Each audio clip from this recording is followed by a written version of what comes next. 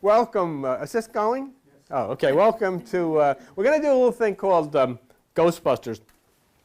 And it's really an interesting subject when you think about the word ghost, you know.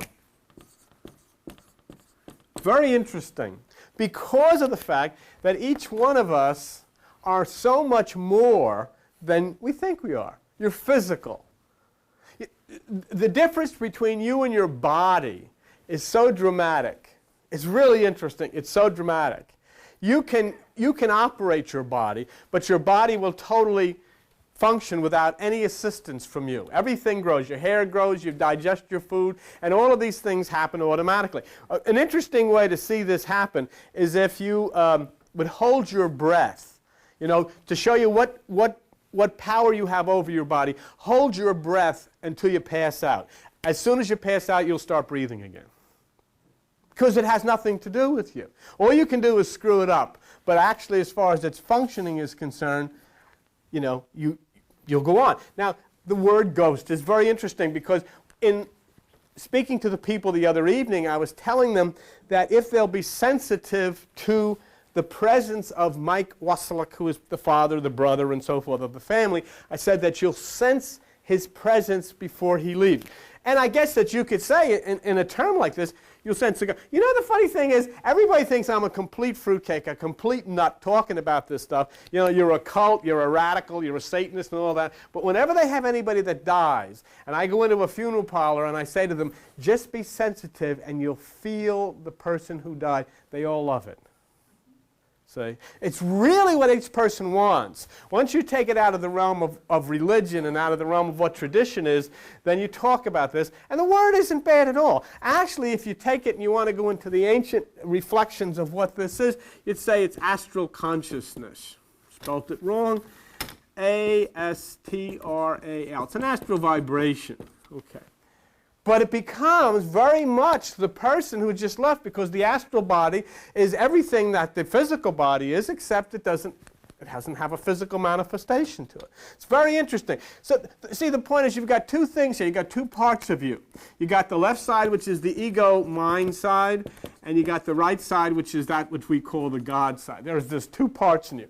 And you can call it Adam and Eve, you can call it Cain and Abel, you can call it all the various things. But there are two very distinct parts of you. And the interesting thing of all of this is, this side is the enemy.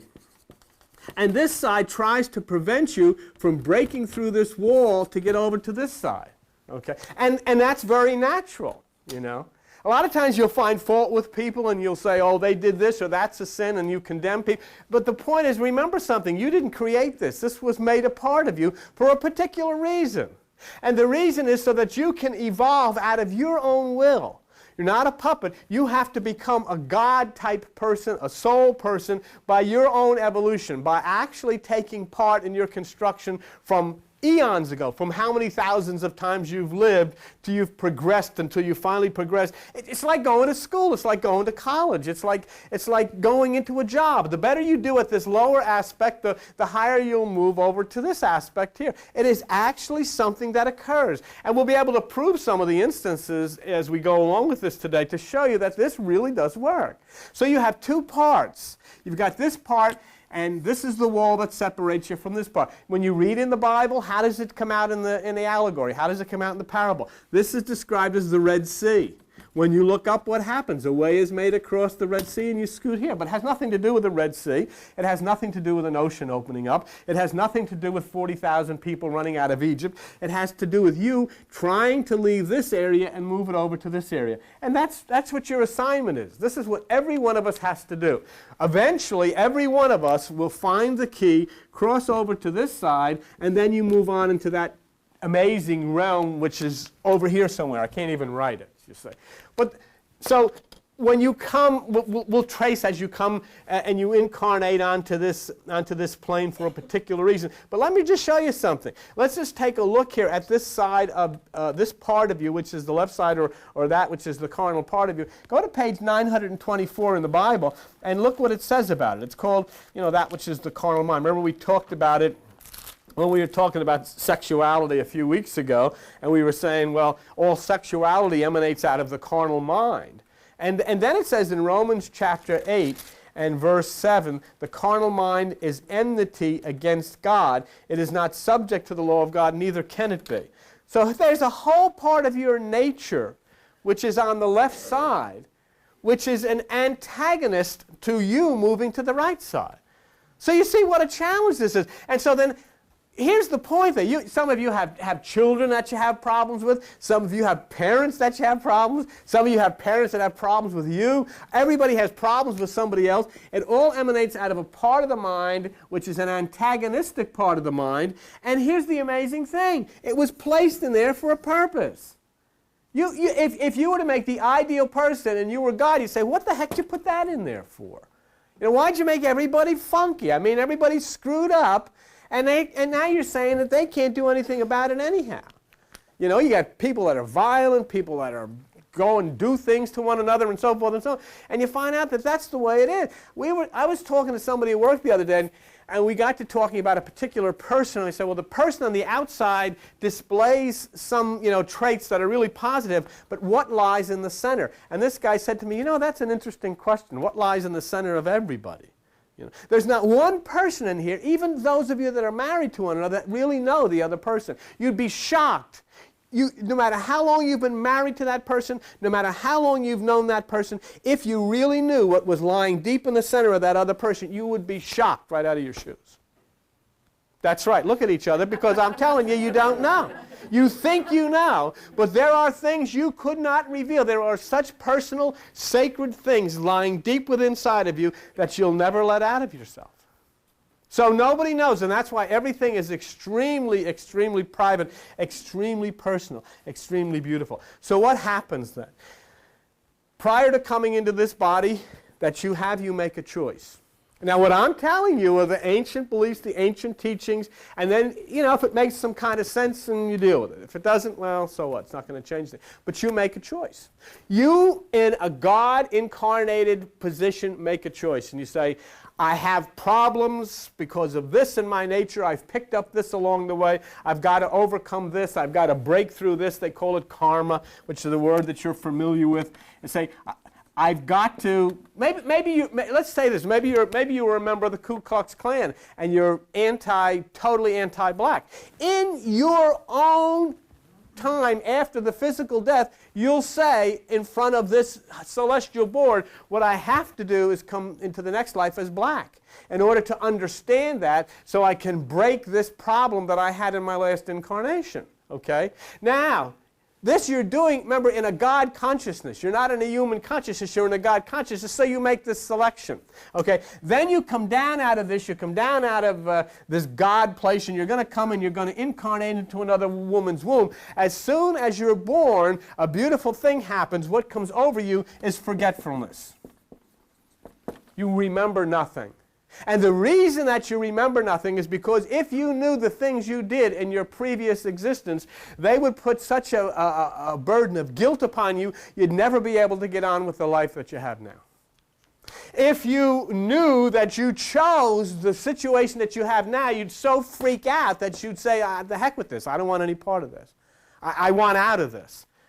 And so what happens is then this veil of forgetfulness comes on you so that you can move along, because you've got something to do. There are problems that you brought into this life with you from a previous life. There are new problems that you've picked up in this life, and you've got to wash them all out so eventually you can cross all of this junk out and you can move over across this particular Red Sea to the place that we call God. Then you are part of this kingdom. Then you are part of this universe. And then you can find out about all the life that exists in this universe, not just on this little seed in the middle of the universe called the planet Earth.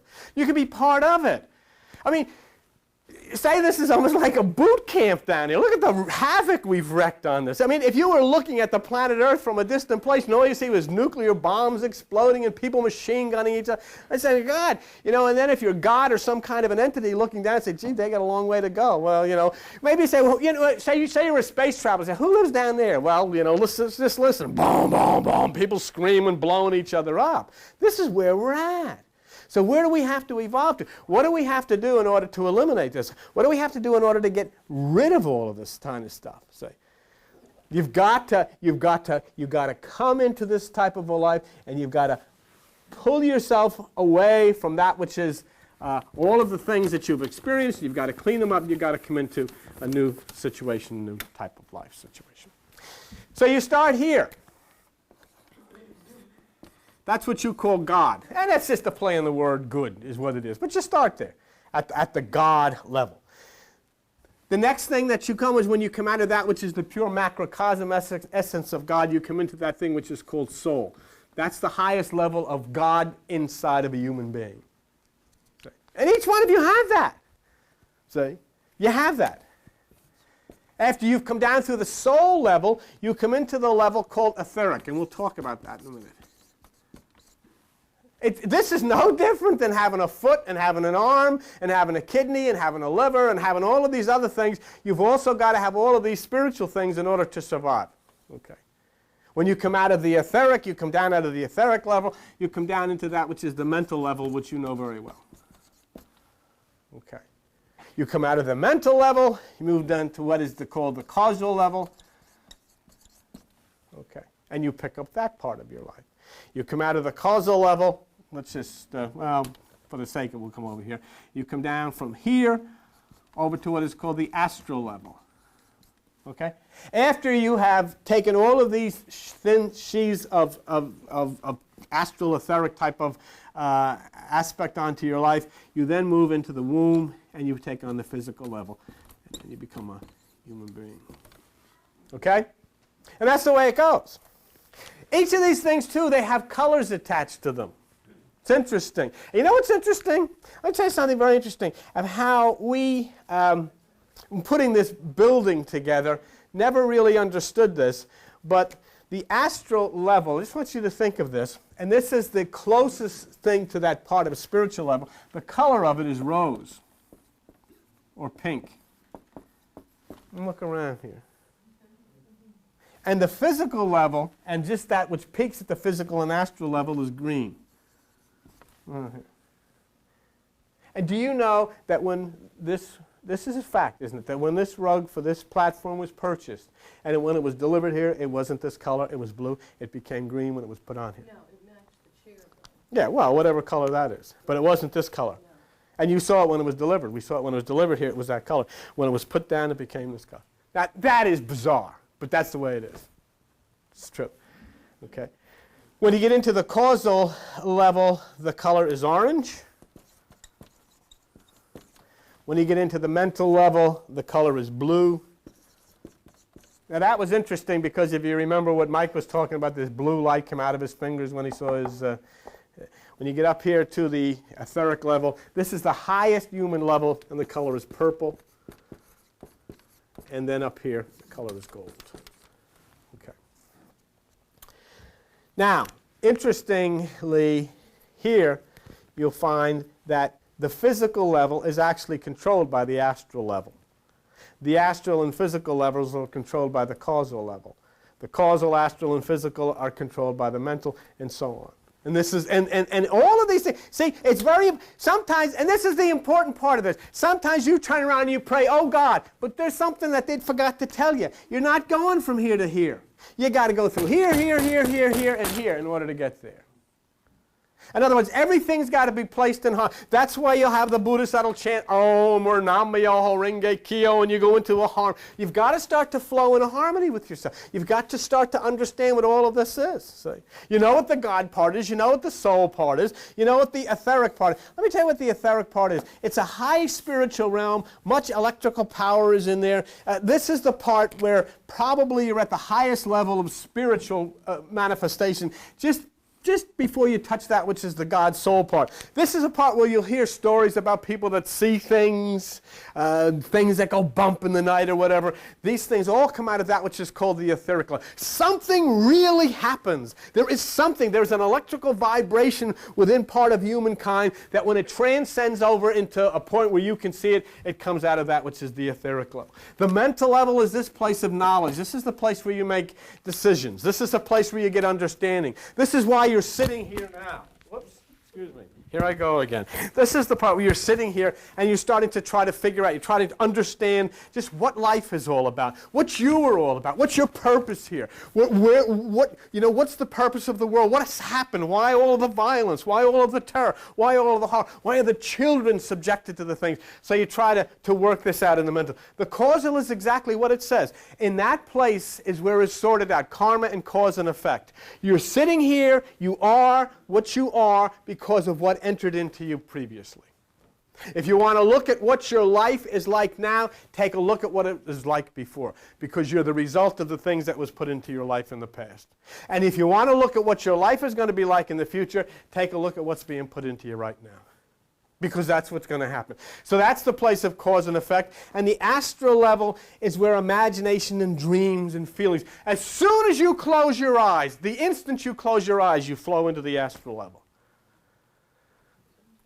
And this is the beautiful part, like when we talk about, do you remember what I told you? I don't know if I told you when we lost our dog Flower, one day I heard these dog footprints outside the door. Of course, and the other dogs were in the back. So that was Flower's appearance. The astral level still stays. It gravitates to the place of its love until finally it dissipates and leaves. So that everybody, every person, when you lose somebody, when somebody has died, for that period of time, for a few weeks or a few hours or a few months, whatever it may be, you'll feel the presence of that person.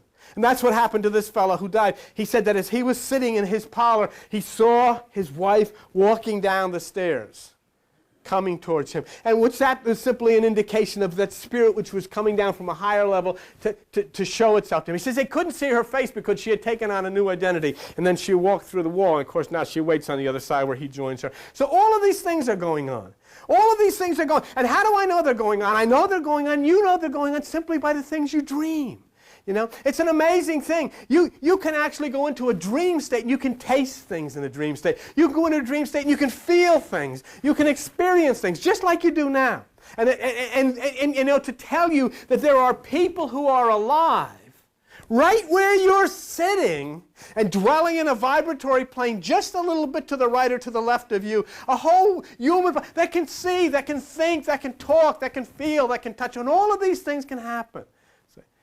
And here we sit thinking, oh, this is life, that's all there is to this life, not knowing that there's so much more.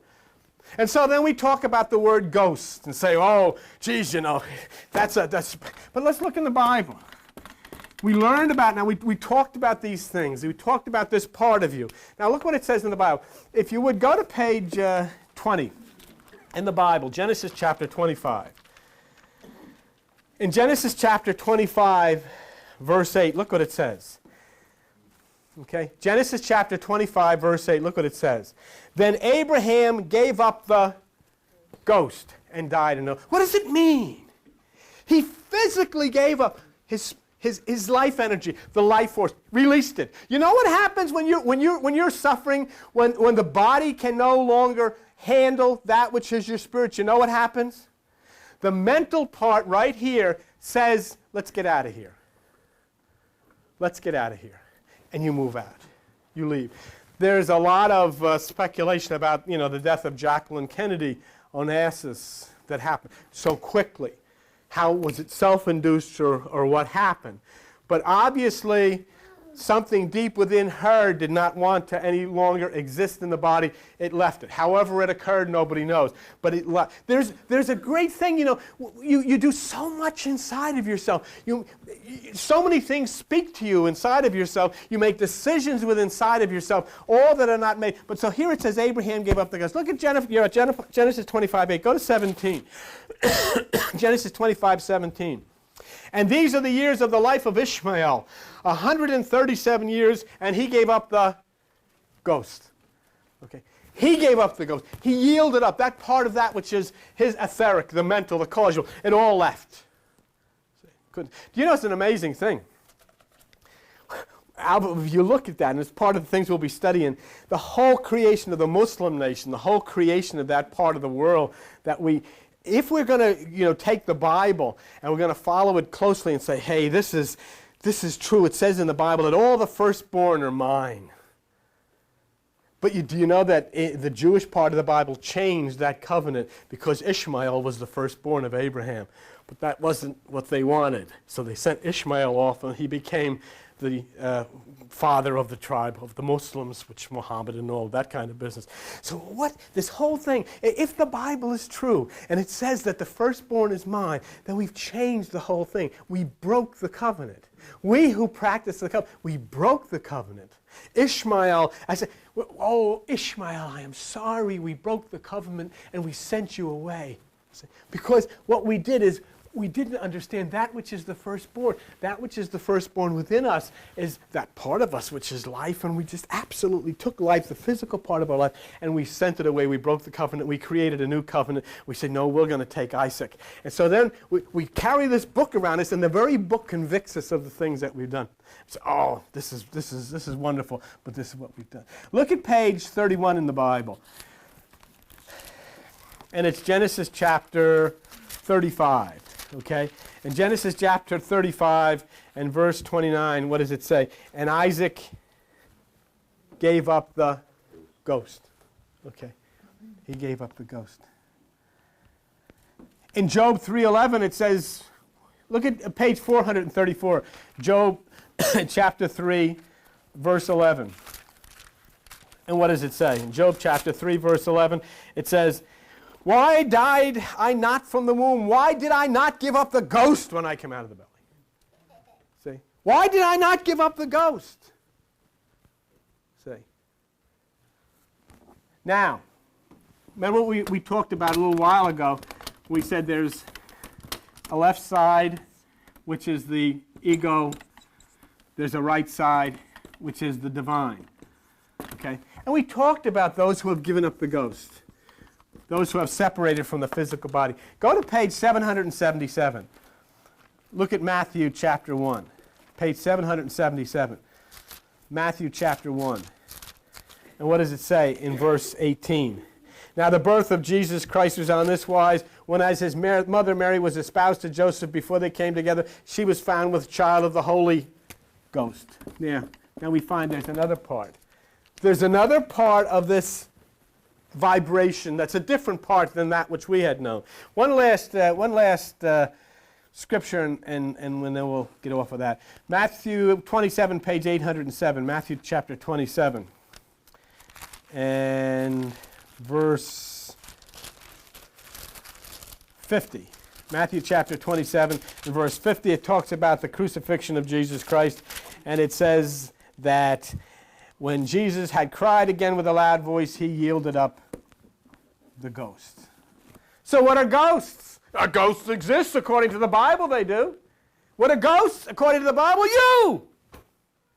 There is inside of you that which is a ghost. It's etheric, it's mental, it's causal, it's soul, it's astral. It is not physical, but it has all of these things together with it. It has intelligence. It has that basis which dwells in cause and effect. It has that electrical vibration. It has that ability even to manifest itself. And all of these things are experienced by people. Only by people who don't want to admit that these things happen. All of these things are experienced by people. In the 16th century, persons who suspected of being witches were accused of being in collusion with the devil because they understood these things. Even one such as beautiful as Joan of Arc was killed because she understood these things. Religious people act very violently. You know, you can't even, can you imagine talking about this in a church today? Can you imagine talking about this in a religious setting or in a fundamentalist setting? You can't do it because people are frightened. And what are you frightened of? You're frightened of yourself. Because you don't understand yourself. All you know is that physical part because that's all that you've been told exists. You don't understand that when you're dreaming or when you're thinking things or when you desire things, what's going on inside of you? Like I said so many times, you can take a doctor, you can take the most brilliant brain surgeon. He can open your head, take your brain out, put it on the table, and look through the whole thing, and he'll never find a dream. He'll never find a hope. He'll never find a fear. He'll never find a desire. He'll never find one part of you that is your personality in there. All he'll find is a mass, all this glob and all of these wires, but he'll never find. So where are you? Where is that which is really you? Where is that part of you that really looks to operate this machine that you're inside of and say, you know, I want to do this, I want to help do this. Who is it that wants to do these things? Where are you? What part of you is doing it? Remember when Jesus was doing strange things? It says he was healing. Look what happens. Exactly what happened to him is what happens to the things that we say here. Go to page 788. Look at Matthew chapter 12. Page 788, Matthew chapter 12. And then we'll get on a roll here. Matthew chapter 12. And look at verse 24. Okay? Matthew chapter 12, verse 24. When the Pharisees heard, they said, this fellow doesn't cast out devils, but by Beelzebub, the prince of devils. In other words, you know what they're saying? This Jesus, he's messing around with the devil. It's a cult. Don't believe that stuff. It can't be of God because he's doing things differently. Because he was plugged into the vibration. He was plugged into that electrical part that you've got to plug into. You know, that part, there's a part of you that is just screaming inside and saying, now is the time.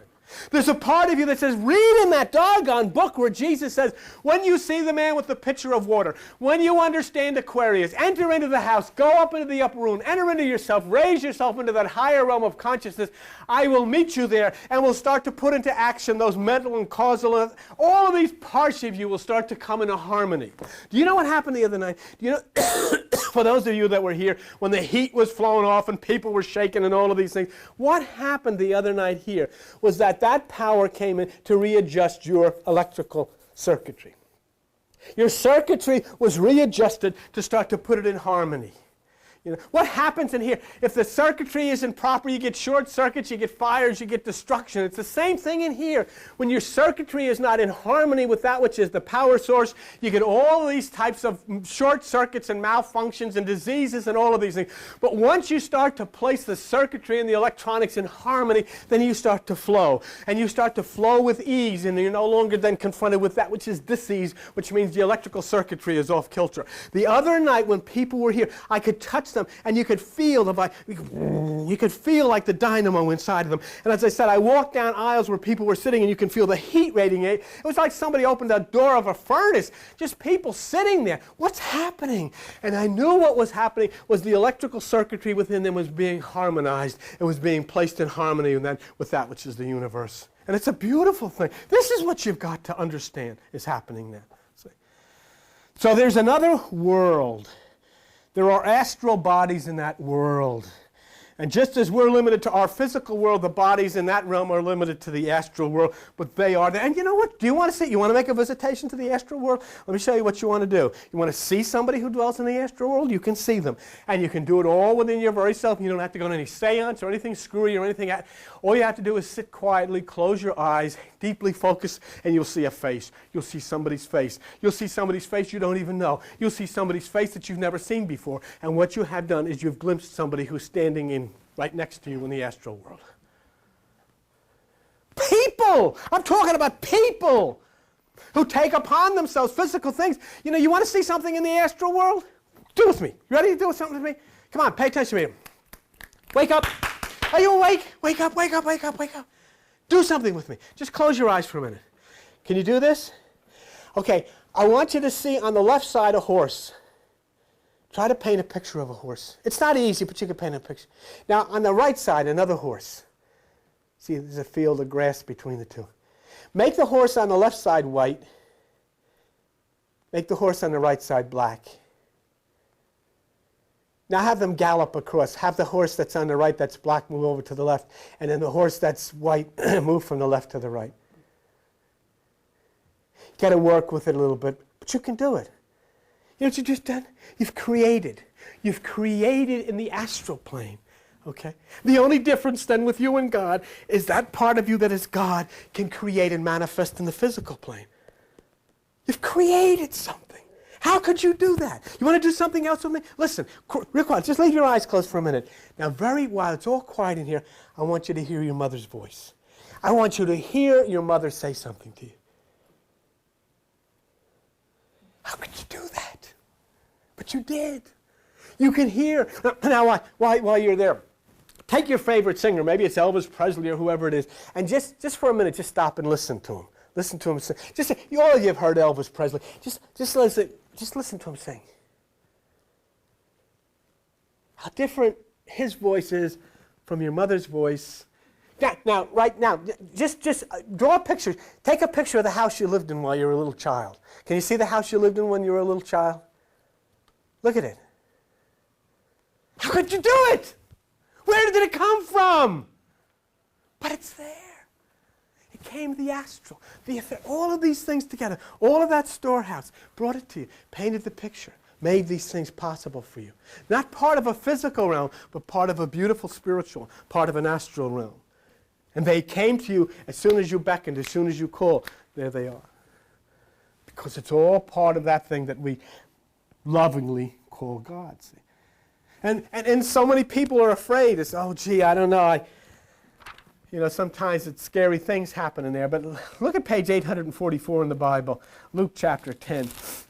In Luke chapter 10 and verse 19, Jesus says, I give you power to tread on serpents and scorpions and over all the power of the enemy, and nothing shall by any means hurt you. Page 844, Luke chapter 10, verse 19. You've got power to tread on all of these things. There is no reason why you should be afraid of yourself. There is no reason why you should be afraid of those things which dwell deep in that part of the world that you can't see.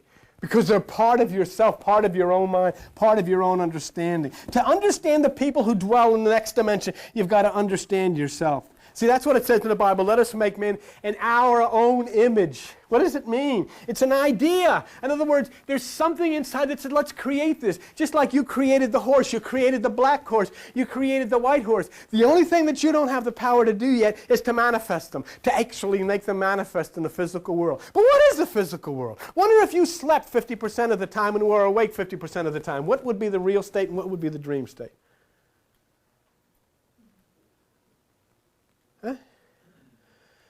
I mean, you enter into dream states.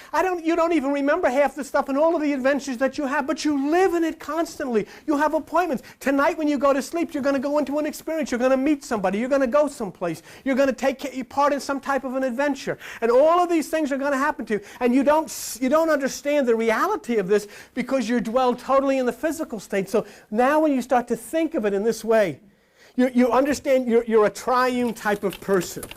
Okay, and what you are is a triune type of person. Three parts to this person. You are mental, which is the idea. Then you're astral, which is the building material, which we looked at before. And then you're physical, which is the body. Okay. What do you see? Do you see anything here? You're the mental, you're the astral, you are the physical, okay? And basically all of this is here you have that which is the idea part, which is the serpent, which is the spine. You know what the serpent is in the Bible? The spine. If you go over to Dr. Alteri's office, I'm sure she has one of those things she can show. You put it on your side, it's the serpent. In other words, it's the part that tempts. And then you have that which is the astral, which is Eve, the mind. And then what do you have? You act it out in the body. It's Adam, the physical. You've got to have all of these parts. I can prove you can have all of these parts because you've never done anything in your life or nothing ever has been done that wasn't an idea before it became manifest into reality. This thing that was made here that we put the books on was an idea in somebody's mind before it was made. This whole room, we had to sit down and figure out how are we going to do this before we did it because everything has to be an idea and then it becomes reality. It becomes a physical reality. Okay. So you stay in a mental and an astral way, but the physical deteriorates upon that which is death because finally the mental says, let's get out of here. We can't dwell in this body anymore. And we've got to seek another womb. We've got to seek a new body. We've got to go on. So you move out of that physical and you move into another one. According to the ancients, in that other realm of astral consciousness, you can see, you can hear, you can feel, you can touch. There are no bones to break. There is no flesh to get sick and so forth. You carry on thoughts. And you stay for a karmically predetermined amount of time, then you take rebirth, or you come to learn about the dark past. Let me show you something about why this is so important to understand this, and why people that die go into this realm where they exist and they actually do things and actually have. See, geez. Look, if I'm sitting here with a do you know that sitting right here, bang, there are horses running over your head, there are people wrestling on top of you, there are people shooting on top of you, all of these wild things are going on. You know what I'm talking about? There are television signals going through this room. All all over the place. There's rock and roll music playing. There's a symphony playing. You can't hear any of it, but it's happening all over. This whole room is filled with it. There's not one square centimeter of space that something isn't happening. And all you need is some kind of a unit that can tap in to that particular frequency. And if you put it here, you turn to the frequency, you'll see the horses, you'll see the wrestlers, you'll see the shooting, you'll hear the rock music, you'll hear the symphony, because it's all here. Don't forget, it's not the television set that's bringing it to you. That only plugs into electricity. The television only plugs into electricity so you can turn the television on. But then it picks up the signals because they're all over the place. They're here, right in the midst of you. In the same way, what they're trying to tell you, that all of these signals, all of these vibrations, all of these things are right here. You just have not reached the frequency that you can pick them up. Every so often you see things that you don't even want to tell anything about. You don't want to tell anybody what I saw. Nobody will ever believe me that I saw this thing. Because somehow you have slipped up to that frequency and you have tuned into something and you saw it. And then you drop back to another frequency. It is all there. That's what this thing called God is all about.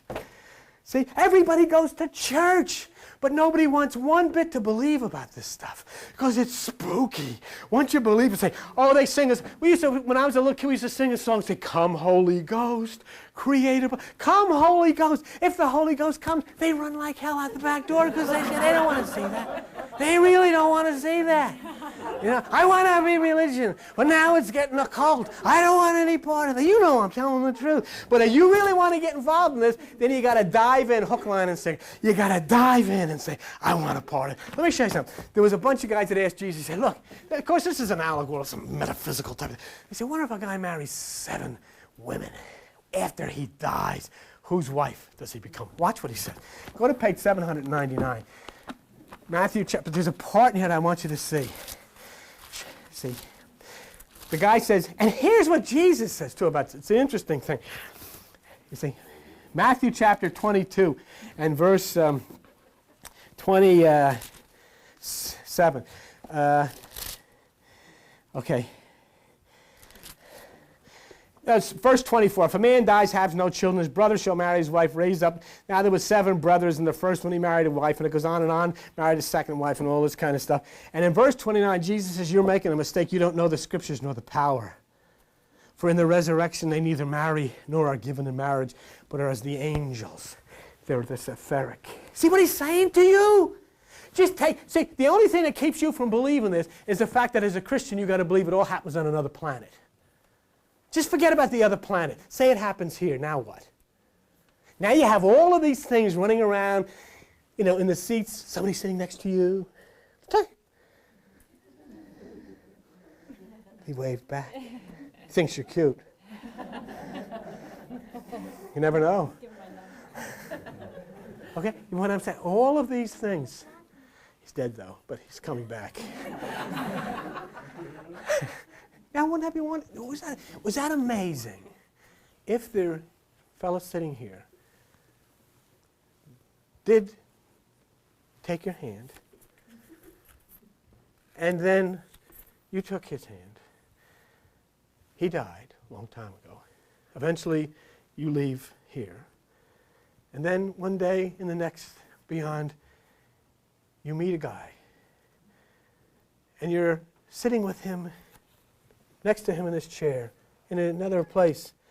And he looks at you, he says, you know, I got a funny feeling I've been here before. You have, see? You call it deja vu. Deja vu. You have been these places before. But this is the important part that I wanted to show you what Jesus said, which is so interesting. Look what he says. Matthew chapter 22. Where the heck am I? Verse 31. But as touching the resurrection of the dead, have you not read that which was spoken unto you by God, saying, I'm the God of Abraham, Isaac, and Jacob. God is not a God of the dead, but of the living. There is no such thing. Abraham, Isaac, Jacob, all of these people, everybody's alive. I don't know where they are. I don't know what their names are, but nobody dies. You can't die. So that's the beautiful part. That's why religion should know better. And they know this, and yet what do? They go to funeral parlors and they rest in peace. Forget rest in peace. I want to get up. I want to get done. I want rest in peace. I want to do stuff. Right? I don't want to, once I go to Key West, I don't want to rest in peace. I want to go to Margaritaville. You don't want to rest in peace. The one thing that you don't want to, see, if religion was right, then everybody would want to die. You'd be lined up. Come on. Hey, we're going to go meet Jesus. Not me, pal. You go meet Jesus. Oh, no, I'm going to see Jimmy Buffett. I got 2 tickets to the Garden State Arts Center. What would you rather do, really? Come on, be truthful. Would you rather die tomorrow and meet Jesus or go see Jimmy Buffett? You'd rather go see Jimmy Buffett. So the whole thing is ridiculous. See? But if it was true, so what does it mean? The thing is you want to preserve life. That's why Jesus says, sure, because God is a God of the living. See? So when you dream, you smell, you taste, you touch, and in the astral world, without having a nose or eye or tongue, you do the exact same thing. See? So God makes the astral images of the black and the white horse that we talked about before. They manifest into a physical thing. You know, let me show you how it works. Okay, let me show you what God is. What? Did you ever look inside of an oven? You remember the old ovens, gas ovens? Did you ever look inside one? You see a little pilot light in there? Huh? Turn it on, what happens? All the little holes fill up with the same light. The same fire comes out of every hole. There you are. We're just one little oven. Pilot light, flits, we all become the same thing. And so what are the possibilities? You know what I'm asking you to do? Think of it. Say, this guy's nuts up there. The guy is crazy. But think, just maybe what I'm telling you is crazy. If what I'm telling you is right, then wouldn't this be exciting for you to find out inside of yourself? And you do that by doing this meditation. People can put it in different ways, but you can go to schools, you can read books, you can go to colleges, you can join groups. It's inside of yourself. And I'm not saying not do those things. Do those. Fine. You should broaden your understanding. Fine. But inside of yourself, that's why this one that we call Jesus, Yeshua, says, at that time you will know I am in the Father, you in me, and I in you. He said that. What a treasure. What a thing to find. What a beautiful thing to find. See, all of those people that have died have yet to materialize into that realm. So anyhow, there's unfinished things to do, unfinished things to be learned, and we'll work those out in karma. But it is the God in your meditation. See, there's one thing I would ask you in your meditation that you should try to do because of this etheric and astral body and all of this kind of stuff, which is very tuned in to what you do. Try not in your meditation to meditate about illnesses. Meditating about illnesses and getting better. Just meditate seeing yourself better. Because many times you can open a suggestion into your consciousness that can be a negative thing when you're trying. A lot of people, see that's why Jesus said what? Take no thought. Because sometimes the thoughts you create in meditation, you're deep back into that conscious part, and you can throw things out. And a lot of times you throw things out of your consciousness that you've already got in, and it slips into your subconscious. And the subconscious is very important. Like if I go like this sometimes, I say, where are my glasses? Where did I do my glasses? John said, we got to go. I don't know where my glasses are. I can't find my glasses. I got, hurry up, we got to go. I can't find my glasses. I'm looking at my glasses. It's gone out of my conscious head. It's gone. It's gone. But you have a subconscious, and the subconscious says, stupid, it's on your head. Oh, Jesus. How would you know? What tells you? What tells you all of a sudden the thing? Did you ever have it? I forgot because it's gone out of the conscious mind. But it has lodged into the subconscious. Everything you've ever heard is lodged into your subconscious. And so then suddenly it opens up and says, it's in there, it's in the drawer, it's on the drawer. Geez, I remember where it is. Remember this Bill Cosby thing? Where Bill Cosby said, he'll get up. I do this all the time. I get up, I'm going to go in and get one of these pens. I go in the other room, I want to get a pens. I get to the other room. Why am I here? What am I looking for? I don't know what I'm looking for. I'm here for something. I know I came here for some reason, but I don't know what it is. Okay. Well, it must have been important. I'll go back, sit down in front of the TV. Ooh, I know what it was. So what he says, what you got to do is go like that. As soon as you hit that, then it'll make that remember what it is. Okay. Okay, so let's wrap it up. Before you became a physical person, Hey, do you know what I'm telling you? I got to always show you documentation in the Bible. Somebody tell me what page Jeremiah is in the Bible. And I'm done. I know you've been patient. You waited a long time. I don't want to. What page is Jeremiah in the Bible? First. Page 623 is Jeremiah 1. Okay. Listen to me. Did you hear what I said the last 45 minutes? Before you were a person, you're a ghost. After you're a person, you're going to be another ghost. So what the heck are you afraid of ghosts for? You are one. All right? Now, how can I prove? Can I prove this in the Bible? Yes, I can prove it in the Bible. Are you ready? You're on Jeremiah. What page? 623. 623. Jeremiah chapter 1. Go to page chapter 1, verse 5. Before I formed you in the belly, I knew you. And before you came out of the womb, I sanctified you. Before you were formed, you were not. How could that be? You were a ghost. You had an etheric. You had an astral. You had a causal. You had a mental. You had a soul. Now you were placed into the womb to take a physical. I almost said take a physical. Take a physical. Take on a new body. You see what I'm saying? So why don't you pay attention to that part of you? It's a beautiful thing. But don't try to adjust it. Be aware that it's there. When you dream, when you think, when you meditate. And when you meditate, raise yourself above that which is the astral. Raise yourself above that which is the mental. Raise yourself up that beyond that which is the etheric. And break across the Red Sea to that which is the soul. And you become one with this thing that you call God. So, when you realize, I want you to respond to this in the great unison of the church choir that you're all capable of. When you realize that you are a ghost, who are you going to call? Maybe we do this again. When you realize what you are, who are you going to call?